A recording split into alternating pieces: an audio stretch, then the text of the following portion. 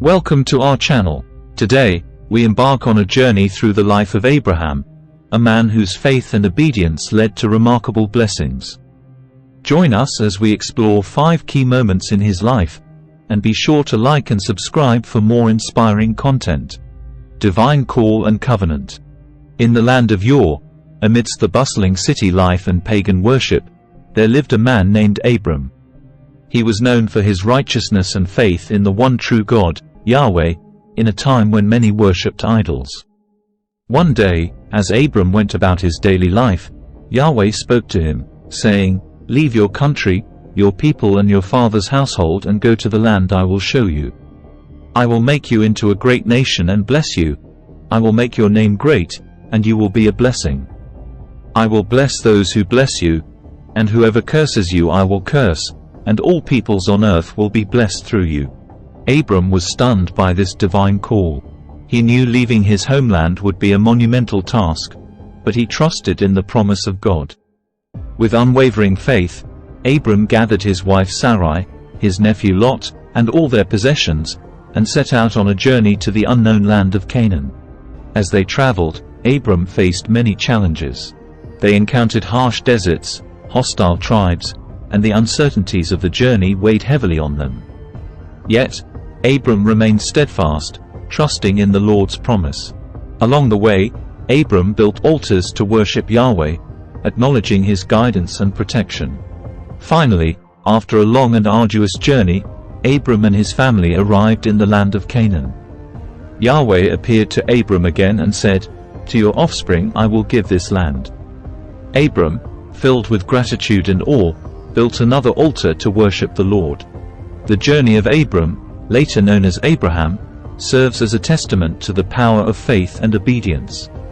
Despite the challenges and uncertainties, he trusted in God's promise and followed his call.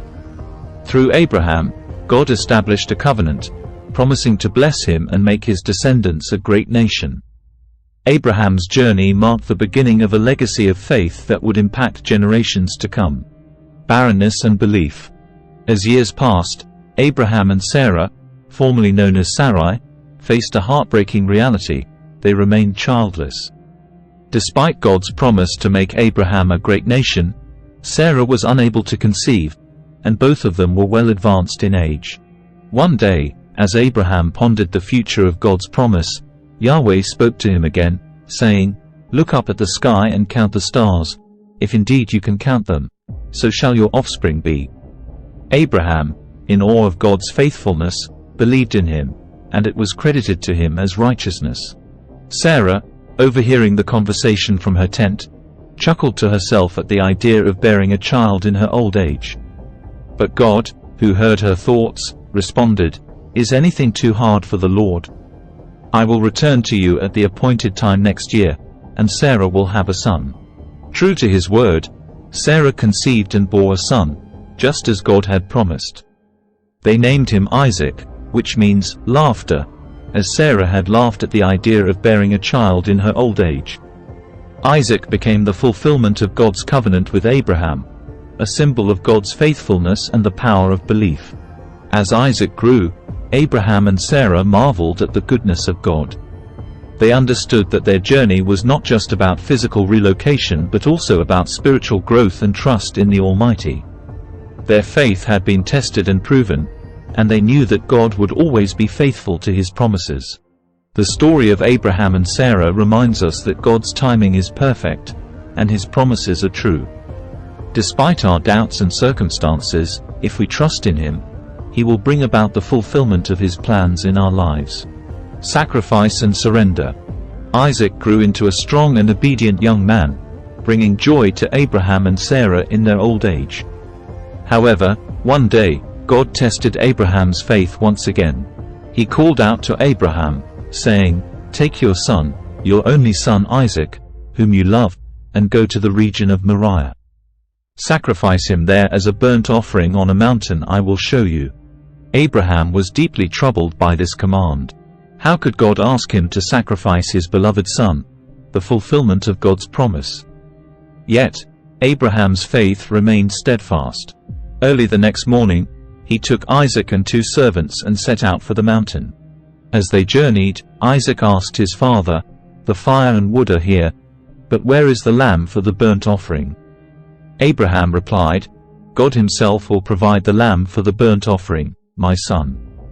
Abraham trusted that God would somehow fulfill his promise, even if it meant raising Isaac from the dead.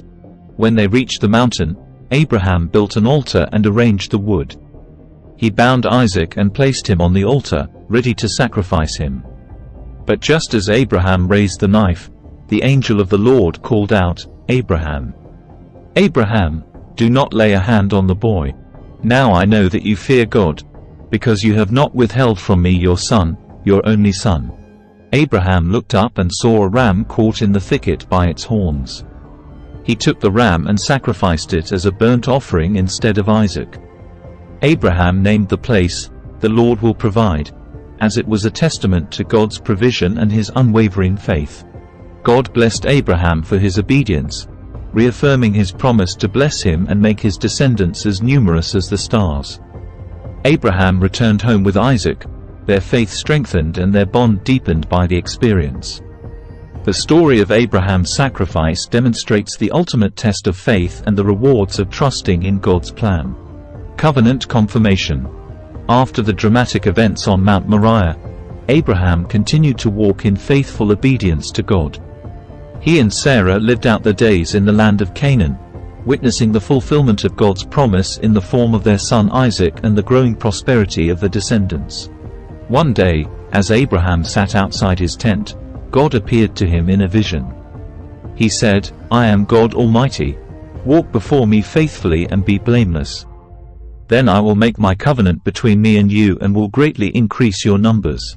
Abraham fell face down, and God said to him, "As for me, this is my covenant with you. You will be the father of many nations. No longer will you be called Abram. Your name will be Abraham, for I have made you a father of many nations. I will make you very fruitful. I will make nations of you, and kings will come from you. I will establish my covenant as an everlasting covenant between me and you and your descendants after you for the generations to come, to be your God and the God of your descendants after you. The whole land of Canaan, where you now reside as a foreigner, I will give as an everlasting possession to you and your descendants after you, and I will be their God." God also instructed Abraham to circumcise himself, his household, and all his male descendants as a sign of the covenant between them. Abraham, now known as the father of many nations, obeyed God's command without hesitation, sealing the covenant between them. From that day forward, Abraham and his descendants remembered God's covenant through the act of circumcision. It was a physical reminder of their special relationship with God and his promise to bless them and make them a great nation. Abraham's covenant with God was not just for his own benefit but for the generations to come. It was a covenant of faith, obedience, and everlasting love between God and his people. The Promised Land. As the years passed, Abraham and Sarah witnessed the faithfulness of God's promises unfold.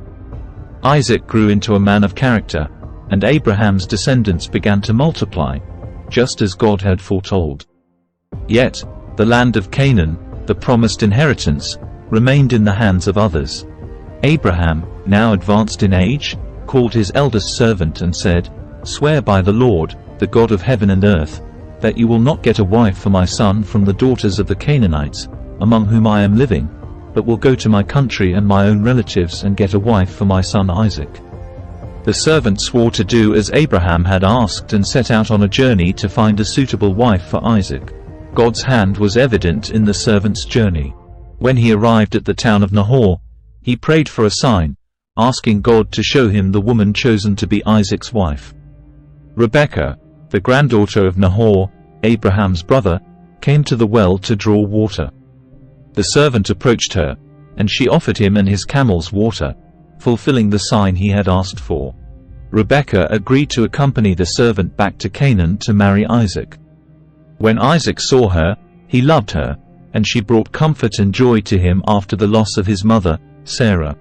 Abraham, content in his old age, lived to see his son Isaac settled with a wife and his descendants flourishing in the land of Canaan.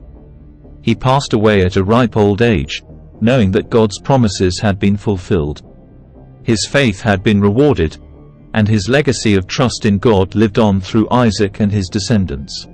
The journey of Abraham and his family was not just a physical one but a spiritual one as well.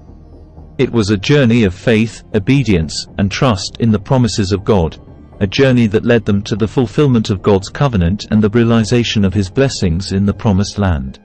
In conclusion, Abraham's journey is a powerful reminder of the rewards of faith and obedience.